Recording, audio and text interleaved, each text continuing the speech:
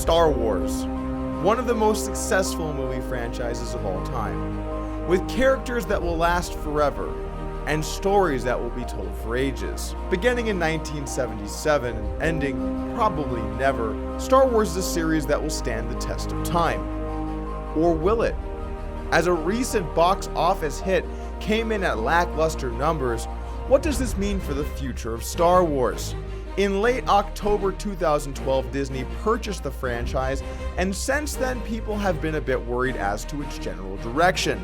I think it's safe to say we'd all prefer to see more Star Wars movies like these, and maybe take a pass on some of these. I don't like sand. Today we'll be taking a look at the good, the bad, and the ugly, as well as why Disney has announced that there won't be any more spin-offs. Hold on, I think I know why. I'm sensing a disturbance in the force.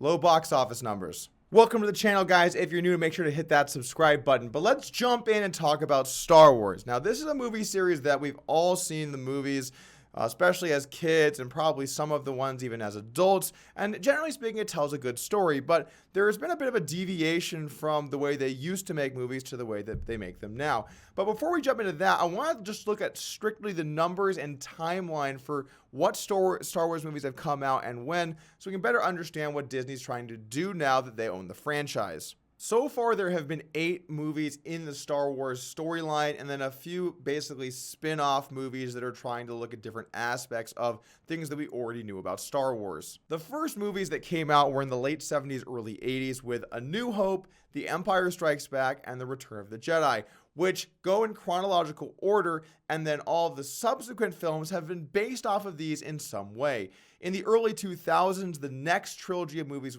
began with 3 movies that took place before the last 3 movies. So even though they came after, they were prequels, so you could understand how the storyline got set up. Many fans were disappointed with the direction that Star Wars went, particularly with the first movie in that set, The Phantom Menace, which received some of the lowest ratings any Star Wars movie ever has, and included some less than likable characters. The 2002 film Attack of the Clones was a bit better, but there was still some general resentment. And then the 2005 movie The Revenge of the Sith was a more well-liked movie within that trilogy, and a lot of people liked that one the best of that set. Because there was such a long gap between these 2 trilogies, no one really knew when the next movie was going to come out. And then in late October 2012, Disney dropped a bombshell and purchased Lucasfilms for over $4 billion.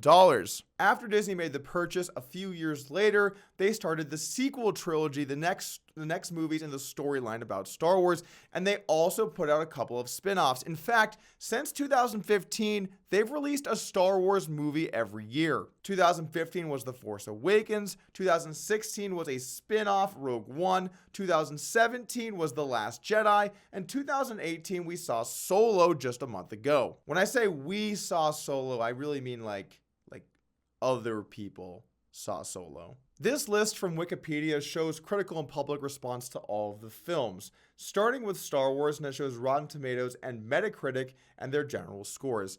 Now, in general, you want to be a bit careful with some of these reviews because they can be skewed, particularly when there are less reviews. But in general, this will give us a good indicator as to how people felt about the movies. You can see here that the first trilogy of movies were all very well liked, particularly Star Wars and The Empire Strikes Back. The next series of movies, not very well liked at all, particularly Episode 1 with a 55% on Rotten Tomatoes.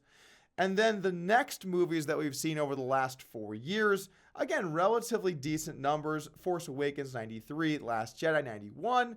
Solo coming in at a 71, the worst movie since Attack of the Clones. Now, there's also The Clone Wars, which was an animated thing. I'm not going to count that because in general, it was a much smaller budget movie. It's not really part of the Star Wars storyline. It was also animated, and I'm an adult. In fact, I'm pretty sure most people felt like this about The Clone Wars.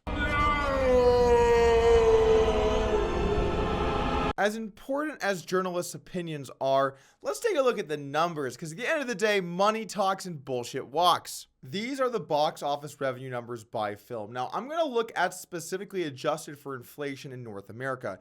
It would obviously be better to have adjusted for inflation across the board, that those statistics are not available, and we have to adjust for inflation because one $1977 is not worth the same as one $2018. Here we can see, adjusted for inflation, that the first trilogy did 1.4, 800, and 750 million respectively. The next three movies did 700, 400, and 500 respectively. And since Disney has been making the new films, we've seen 950, 600, 500, and 180 for Solo. So Solo clearly has bombed relative to these other films. Now, Solo is still playing in some theaters, so that number might increase a little over time. But most of the money that you make is going to be in that first week or 2 weeks of the film. So it's safe to say that this one's going to be a much, much, much less profitable movie than some of these other ones. There are a few trends that I can also see here. The first Star Wars movie after a long time tends to absolutely crush it. Like, for example, the first one ever did amazing. Then the first one back with the movies coming out starting in 1999 with The Phantom Menace, that one did awesome as well. Then the first one back when Disney started making them in 2015. These have by far the highest revenue per movie. My theory on The Phantom Menace and The Force Awakens is that nostalgia plays a large role. People remember back when they saw Star Wars as a kid and they want to do that for their kids, or maybe they're an adult and they still want to see it to kind of bring back those memories.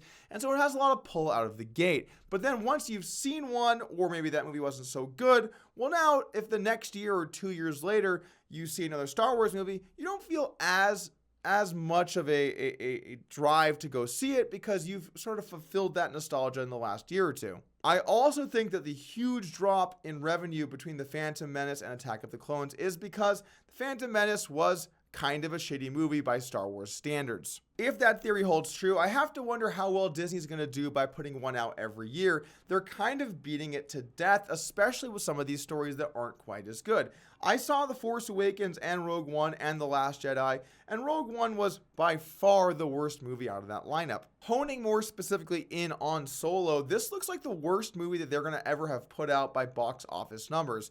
And it's definitely some sort of combination of too much Star Wars recently, not getting very good reviews, and then storylines that aren't too essential to the overall Star Wars story. And fans have taken notice. I saw a tweet just today from the writer of a very famous TV series which said, "When I was a kid, my dad caught me smoking. He made me smoke the whole pack till I was so sick I never wanted another cigarette.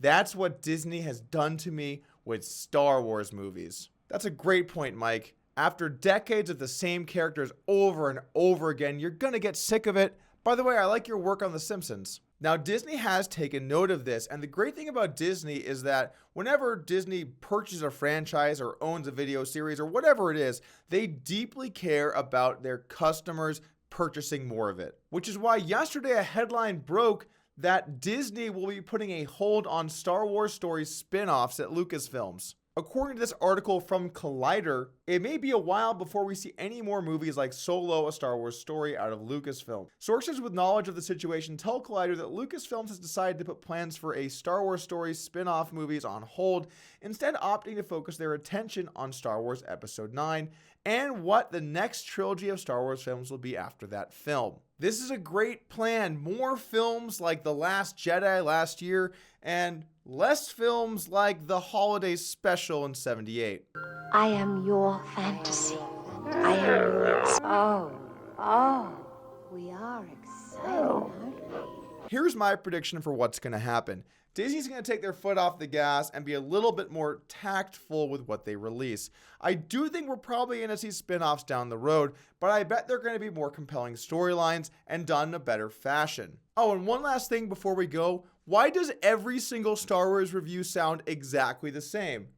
Movie review. Solo plays fast and loose with Star Wars, and that's a good thing. Why removing Lord and Miller from the Han Solo movie is a good thing. Solo, a Star Wars story, looks like a dumb fan film, but that's no bad thing. Harrison Ford did not attend the Solo premiere, and that's a good thing. The Last Jedi has no respect for nostalgia, and that's a good thing. Star Wars Rogue One is not getting a sequel, and that is a good thing. That actually is a good thing, though. The Last Jedi deconstructs Star Wars, and that's a good thing. Lando was cut from Star Wars The Last Jedi, and it's a good thing. Rogue One's heroes aren't so heroic, and that's a good thing. How about Star Wars? Movie bombs, and that's a bad thing. Thanks for joining me today. If you enjoyed this video, hit the subscribe button. I'll see you guys again soon.